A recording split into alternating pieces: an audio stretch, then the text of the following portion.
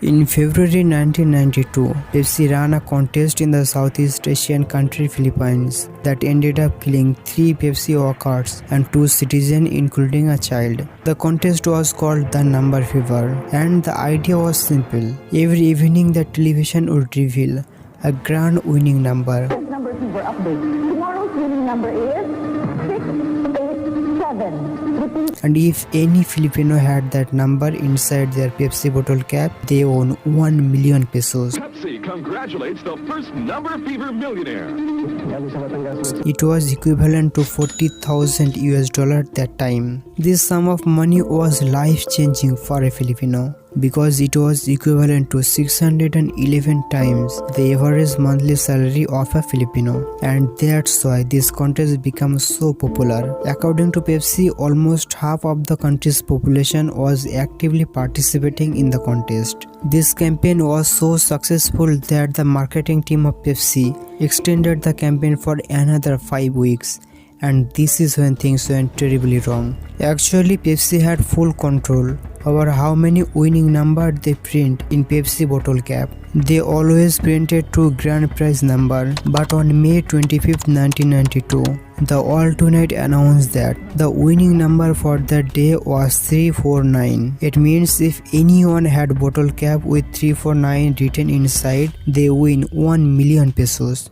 But mistakenly that day Pepsi printed 800,000 bottles with number 349 inside, and that's why hundreds of thousands of people got winning number 349 across Philippines and began celebrating, because theoretically they all had become millionaire. Thousands of people rushed to Pepsi factory to claim their prize. The company quickly realized that they had messed up big time. Pepsi executive had a meeting that night to come up with the solution, because it would have cost them around $32 billion to honor each winning cap. So instead they put the blame on computer and offered everyone 500 pesos each for their winning cap. It was equivalent to $18 that time. This offer was accepted by almost 500,000 people, but other thousands of 349 bottle cap holders refused to accept 500 pesos because it was only 0.05% of the original price of 1 million pesos. They began protesting against PepsiCo and the Filipino government. For some time the protests were peaceful, but on 13 February 1993, a school teacher and a 5-year-old child were killed in Manila by a homemade bomb thrown at a PepsiCo truck,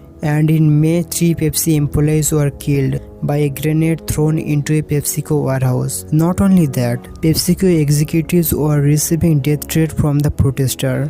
Over the year, angry mob took a more organized approach to fight against Pepsi. About 22,000 people took legal action against Pepsi. They elected a local preacher named Del Fierro as their leader. He rounded up over 800 349 winners in an attempt to sue Pepsi for over $400 million.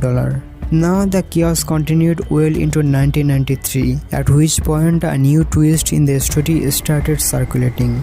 Old newspaper headlines suggested that Pepsi was somehow responsible for bombing their own trucks and warehouses. These headlines were based on a testimony from a police officer. He alleged that in order to paint Coalition 349 as terrorists and damage their position in court, Pepsi hired mercenaries to infiltrate these groups and cause the riots. More testimonies surfaced of people claiming that Pepsi had paid them to start trouble. A Pepsi lawyer quickly denied the allegations, and that was basically the end of it. In 1993, the court finally put an arrest warrant out for 9 Pepsi executives. This was a huge win for Coalition 349, but in the following months, almost all of the civil suits and criminal complaints against PepsiCo were tossed out of the court. And in 2006, the court officially closed the book on all of the remaining court cases. They found that Pepsi had not been negligent in the Number Fever disaster. When it was all said and done, Pepsi only had to pay one small fine